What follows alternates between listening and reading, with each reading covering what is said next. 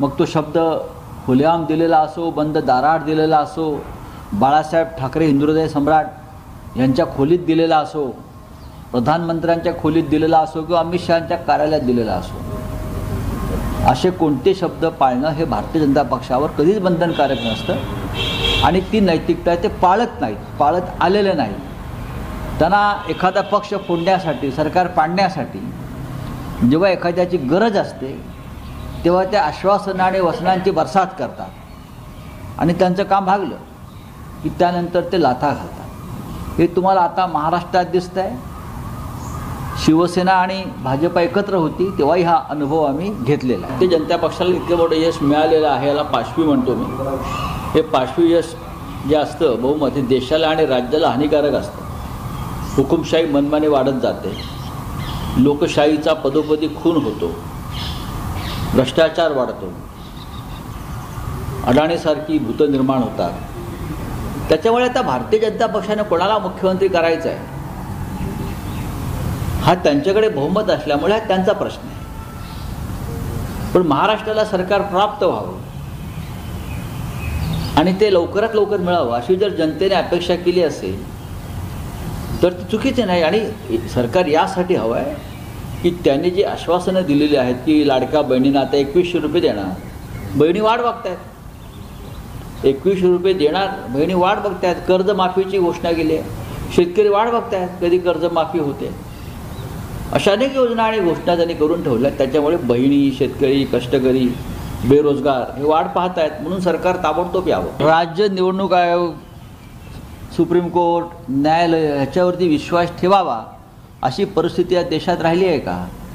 ज्या देशामध्ये गौतम अडाणीच्या भ्रष्टाचारावर बोलताना विरोधी पक्षाचा माईक बंद केला जातो, ज्या देशाच्या सरन्यायाधीशांच्या घरी देशाचे प्रधानमंत्री जाऊन मोदक खातात गोडगोड, ज्या देशामध्ये न्यायालय दबावाखाली वावरली जातात, निवडणूक आयोग हा स्वतंत्र राहिलेला नाही. त्या निवडणूक आयोगाच्या निवेदनावर आपण काय विश्वास ठेवायचा? आम्ही डोळ्याने पाहिलं आहे, आम्ही अनुभवलेलं आहे, आम्ही फील्डवरती होतो.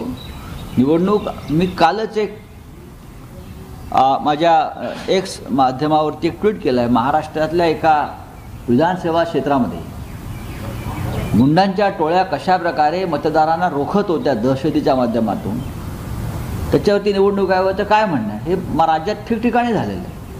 यंत्रणेचा गैरवापर हा राज्यात इतक्या ठिकाणी झाला आहे आणि त्याच्यामुळे मतदानावरती प्रभाव पडलेला आहे. आणि इलेक्शन कमिशनला वारंवार निदर्शनास आणूनसुद्धा बंद पडलेला EVM, बिघडलेला EVMमधले घोटाळे, बटन दाबायचे आणि VVPAT दुसरा जातो आहे हे दाखवूनसुद्धा हे जे निवडणूक आयोगाचे जे मालक आहेत ते आपलीच भूमिका रेटत असतील तर या देशातल्या लोकशाहीवरती अंत्यसंस्कार पूर्ण झालेले आहेत. मग न्यायालय ही काय सरकारची भूमिका, भ्रष्टाचारांची भूमिका बजावतात का?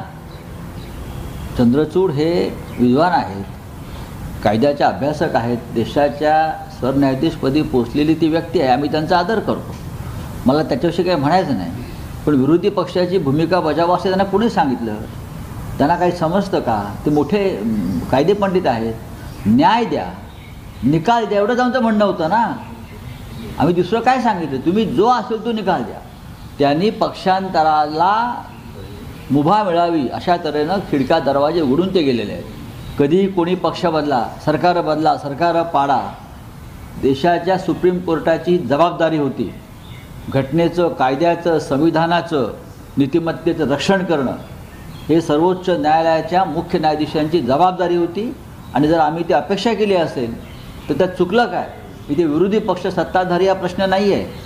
इथे आम्ही या देशाचे नागरिक म्हणून ही भूमिका त्यांच्याकडनं अपेक्षा व्यक्त करत होतो. एकनाथ शिंदे मुख्यमंत्री राहिलेत मागच्या 2.5 वर्ष.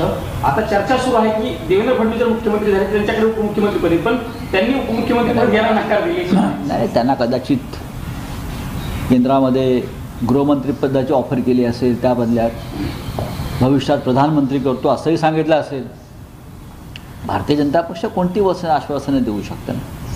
पण 140 जागा ज्या पक्षाकडे आहेत साधारणतः मुख्यमंत्री त्यांचाच होतो. आणि मुख्यमंत्री भारतीय जनता पक्षाचा होईल याच्याविषयी माझ्या मनात तरी शंका नाही. काल आपण पाहिलं असेल की संविधान दिनानिमित्त काँग्रेसची जी रॅली झाली त्यात खरगे साहेब असतील, आमचे राष्ट्रीय काँग्रेसचे अध्यक्ष, किंवा राहुलजी असतील, आम्ही सगळे असू, प्रत्येकाची मागणी आहे.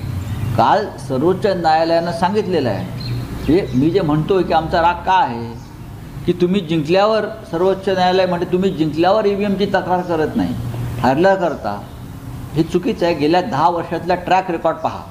आम्ही जिंकलो तरी म्हटलेल्या बॅलेट पेपरवर निवडणुका घ्या आणि हरलो तरी म्हणतोय बॅलेट पेपरवर निवडणुका घ्या. आमचे पक्षाचे अनेक लोक वारंवार ही मागणी घेऊन गेल्या 10 वर्षापासून करतायत. आता न्यायालयावरती आम्ही कसा विश्वास ठेवायचा? तुम्ही विरोधी पक्षाचं म्हणणं ऐकून घ्या असं आम्ही म्हणत नाही, आम्ही विरोधी पक्ष आहोत, पण न्यायालय कोणत्याही पक्षात नाही. या देशातल्या जनतेचा जर निवडणूक प्रक्रियेवरती विश्वास नसेल आणि तरी न्यायालय ती प्रक्रिया रेटत असेल पुढे, तर या देशातल्या सगळ्या संविधानिक संस्था या उद्ध्वस्त झालेल्या. पहिल्याच दिवशी जेव्हा आमच्या विरोधी पक्ष नेत्यांनी गौतम अडाणीच्या भ्रष्टाचाराचा मुद्दा उचलला तेव्हा त्यांचा माईक बंद केला. ज्या दिवशी माईक बंद केला, संसद बंद केली राज्यसभा अध्यक्ष प्रमुखांनी, चेअरमननी, हाच मुद्दा आज पुढे जाईल, त्यानंतर पाहू. अशाच नवनवीन अपडेट्ससाठी डिजिटल कोल्हापूर चॅनेलला सबस्क्राईब करायला विसरू नका. आमच्या फेसबुक, इन्स्टालाही नक्की फॉलो करा.